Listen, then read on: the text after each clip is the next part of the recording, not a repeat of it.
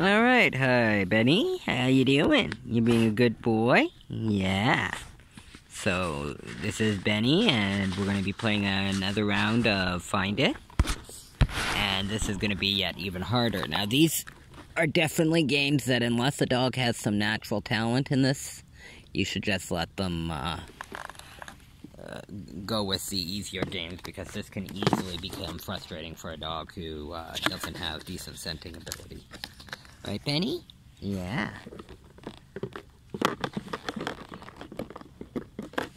Stay.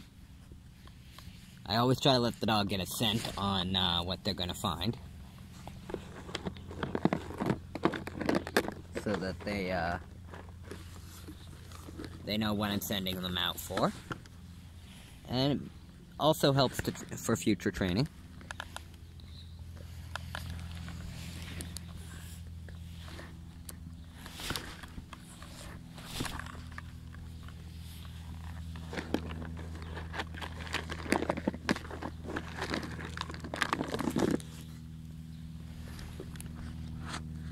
Sorry guys, doing my best here.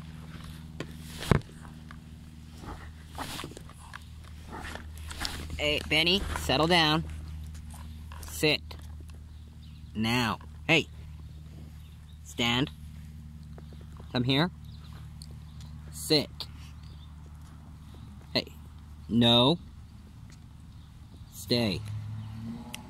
Look at me. Stay.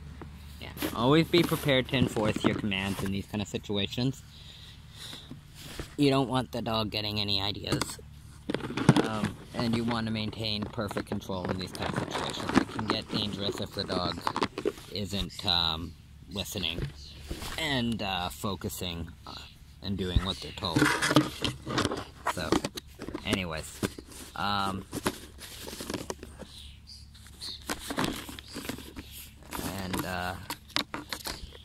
Benny, stay. Stay. Just, again, give them the scent. Stay.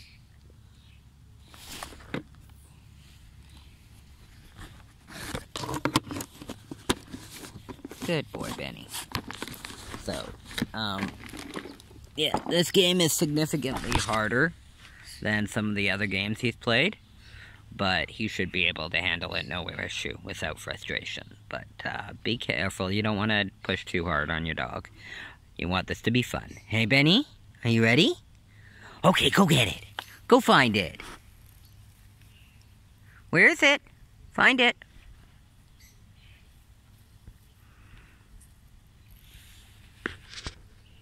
Looks like he's found a marrow bone.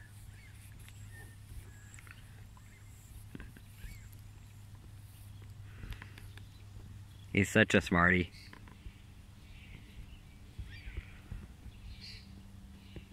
Good boy, Benny, find it.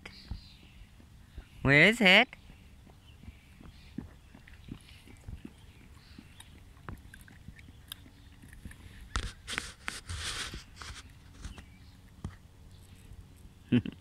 Drop it. I know, that's so good, eh?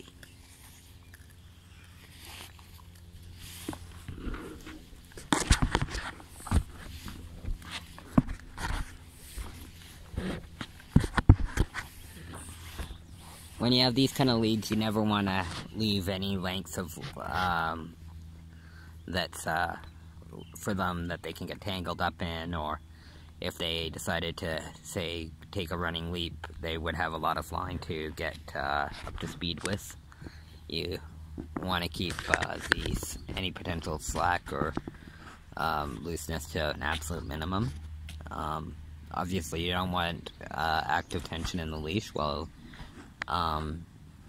you're working with the dog, but you also don't want them to be able to get up like a running speed and then yank the leash out of your hands or something. So stay vigilant and be aware of your environment and if other animals are approaching or anything. So, is that good, Benny? Are you gonna find it?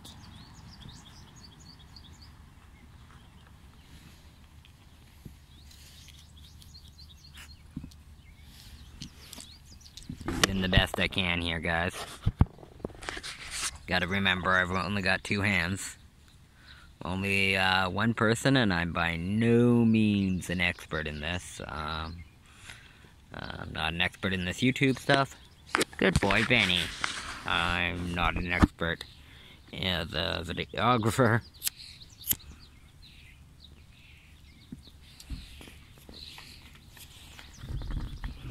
But the only thing I have expertise in this related video is dogs.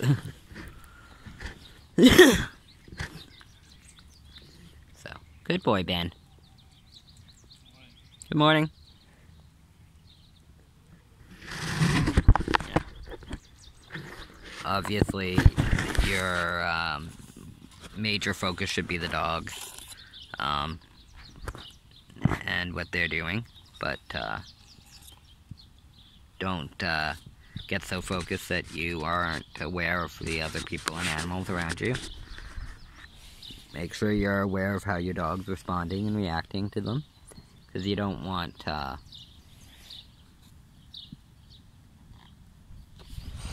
your dog to become frightened or think that they're going to have a problem with other people or dogs in the area. Especially perhaps even losing a treat or their food. So, if they're really food possessive, make sure you do it in an area where you won't find a lot of dogs or other people. Good boy, Ben.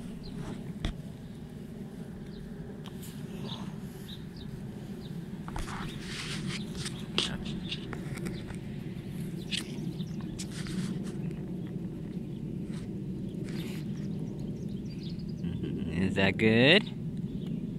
Yeah. It's amazing that, like, in a field full of every other smell, dogs that have peed, squirrels and rabbits and coons and all sorts of other animals wandering, and every sort of flower and bloom and etc. And yet he still can hunt down and find every last scrap that of food that I threw out there. And he somehow actually has a pretty good idea when he's gone through all of it. Like, he's got some pretty distinct behaviors he shows when that he doesn't show any sign of when there's any food left to be had. When he's done finding things and there's nothing left to be had, he'll start displaying those behaviors.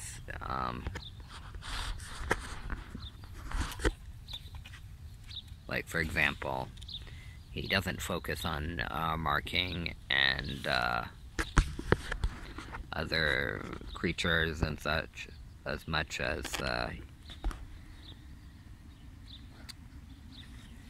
long as there's still food left to find. But if there's no food left to find, then he'll start marking and doing other things.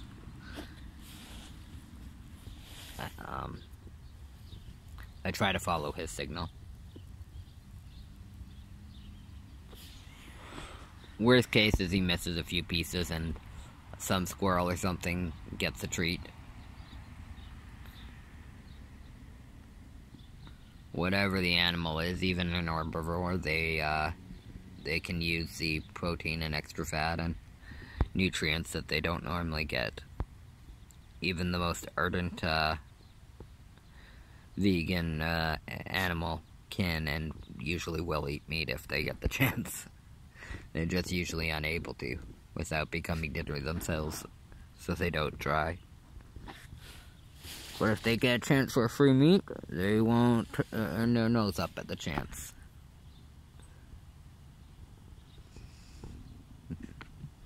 Is that good, Benny? Good boy, Benny.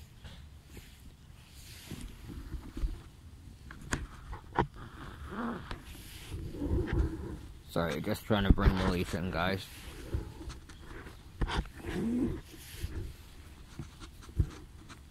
Good boy.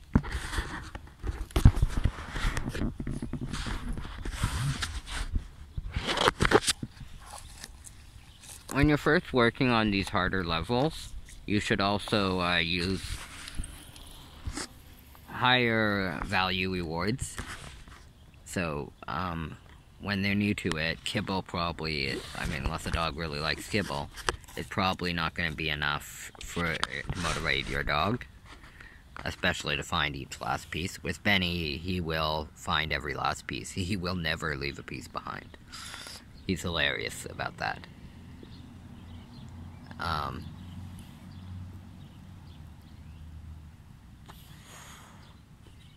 Obviously, wet foods aren't so great for this, and they pick up a lot of crap on the ground, and the dog will eat a lot of non-food objects at the same time. Drier treats and foods are better, but you need to make sure they have a source of clean drinking water available at all times. Manners. Good boy. You're not making friends today.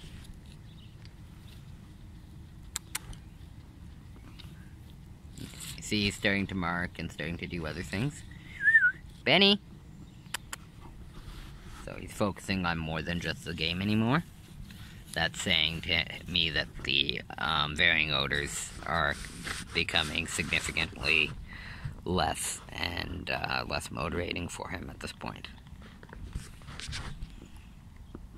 But like, you see the work he goes for just to get that one piece that he knows is there.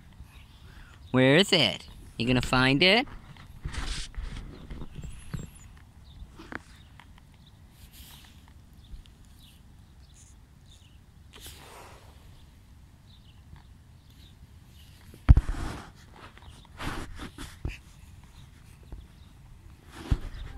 Good morning.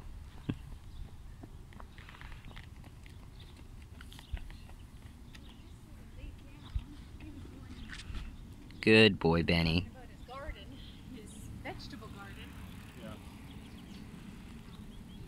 But, yeah, I'd expect that there's not much more left to this game for him. But he'll tell me when he's totally done. And yeah, so I try to have at least one really high value reward in the game at least. But when you're starting, you can definitely just have like one or two really high value rewards that they won't have any difficulty finding and you'll keep track of. So you know that they're not eating anything besides what you're planning them to get, and so they can get some practice in the game. Things that are higher protein, higher fat, have higher value and are easier for the dog to find the scent of.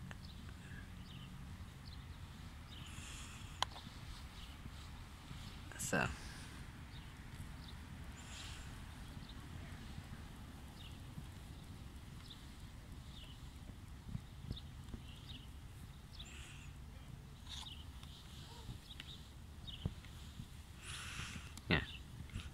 Your mileage will vary with different treats and different dogs and different places.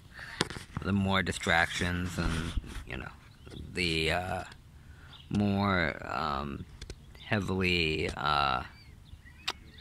wild the area is, the more difficult the level is.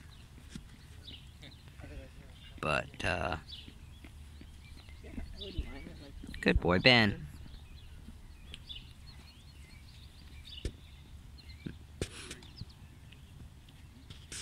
Yeah.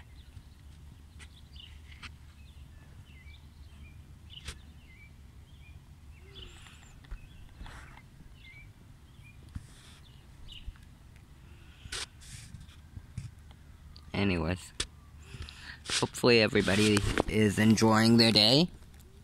And, obviously, make sure you check the area for any sorts of other animal life, including insects, bees, wasps.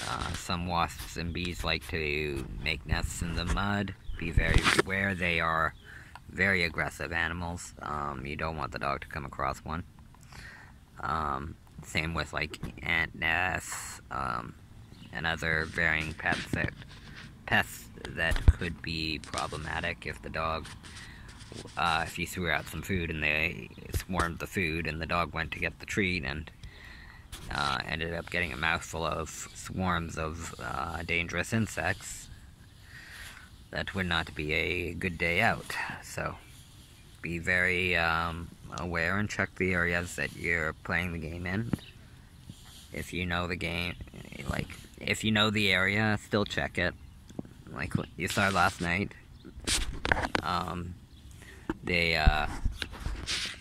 You never know when there's going to be an animal in the area, and you don't want to risk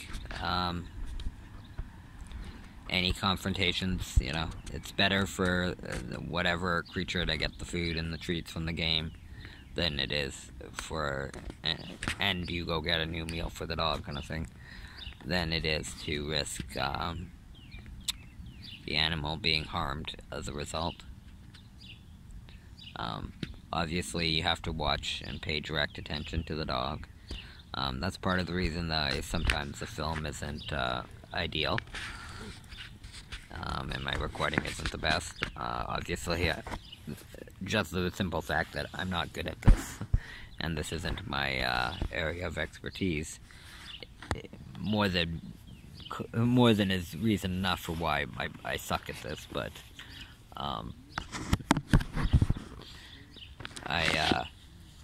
I'm not paying attention to the screen when I'm doing this. I'm paying attention to the dog and the environment around me. So, hey Ben, you want some? Are you done? You okay?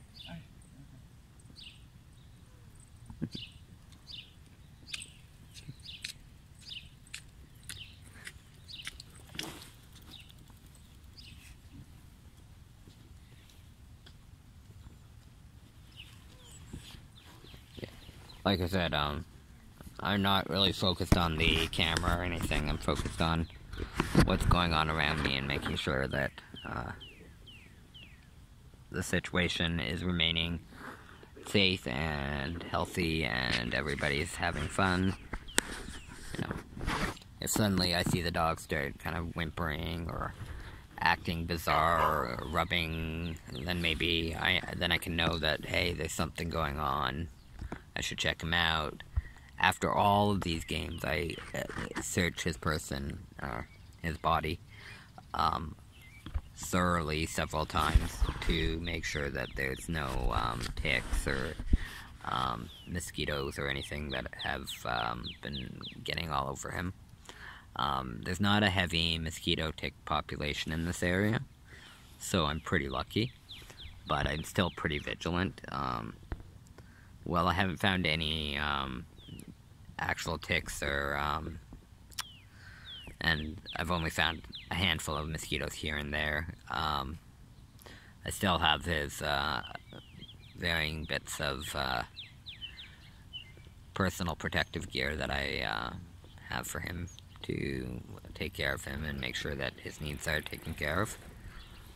But that's obviously something that should be very, very carefully done, and only if you know what you're doing 100% and have experience handling dangerous lab chemicals.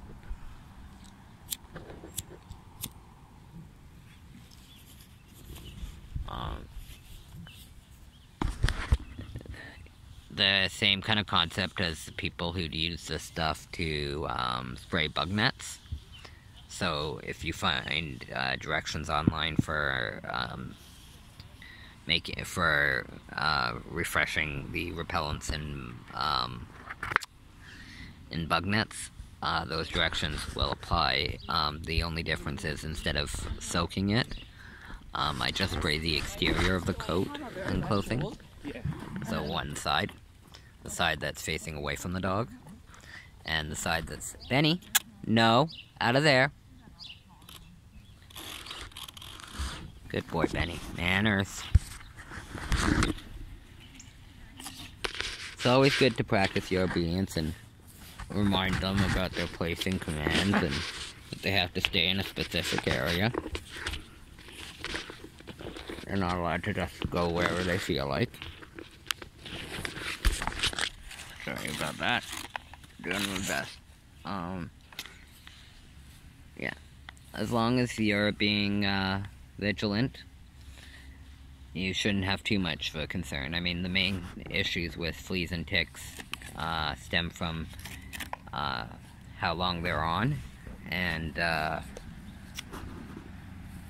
how they're removed. So if you remove them before they've been able to be on for more than a minute or two, manners, and you remove them in a way that's not traumatic, and they don't regurgitate, then it's a lot safer, relatively speaking, if they did get bit, than if it was allowed to remain on them, and or a traumatic method causing regurgitation was used to remove the animal. Things that there's varying methods online that you can find that will show you how to do it. I'm not going to go through it on here unless I come across a tick on him on one of these videos, but frankly at that point my main concern would stop being to film, and I probably would turn it off like I did last night. Is that good, Ben? You gonna find it?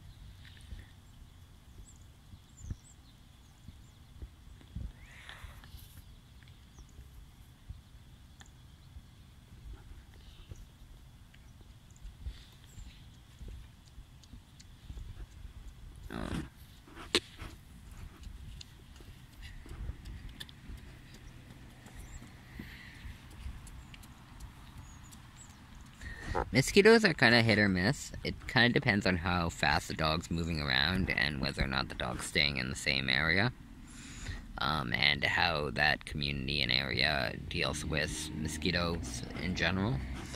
The community I happen to be in right now has a very active management for mosquitoes, so there's not a pretty heavy mosquito load population, so I don't worry too much about mosquitoes for him. But if I get concerned and I think he needs it, I've got his gear, so he can keep playing even if the world's not ideal.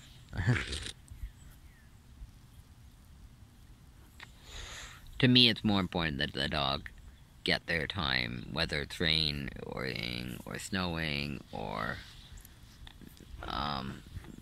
hot or cold or whatever. Manners, good boy.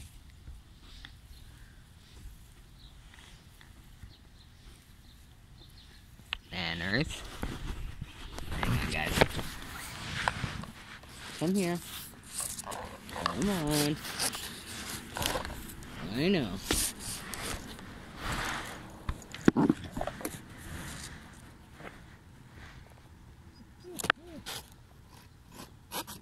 You're always happy to say hi, eh, Ben?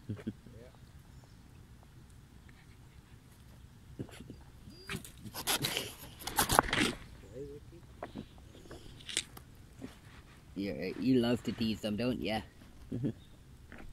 I bet she's good at getting them running. Have a good day. I know, Benny. So interesting.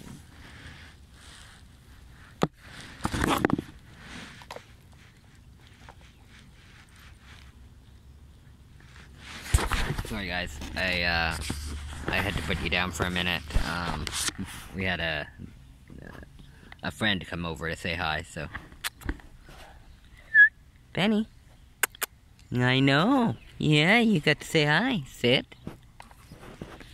Anyways, so we're gonna sign off now, but we're gonna go and play another game, in an even harder level. It's even harder yet. We'll see you around.